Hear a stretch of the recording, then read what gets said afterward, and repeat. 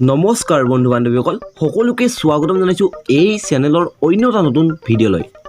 বন্ধু বান্ধৱীসকল আজি মই আপোনালোকক দেখুৱাবলৈ গৈ আছোঁ জনপ্ৰিয় অভিনেত্ৰী অমৃতা গগৈৰ ৰিয়েল লাইফৰ বিবাহত পাৰ হৈ যোৱা কিছুমান মুহূৰ্ত।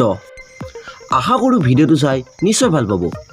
তাৰ আগত আপোনালোকলৈ মাত্ৰ এটা সৰু অনুৰোধ, আপোনালোকে যদি এতিয়াও এই চেনেলটো ছাবস্ক্ৰাইব কৰা নাই তো এই চেনেলটো ছাবস্ক্ৰাইব কৰি কাষত থকা বেল আইকনটো বজাই দিবলৈ একদমেই নাপাহৰিব।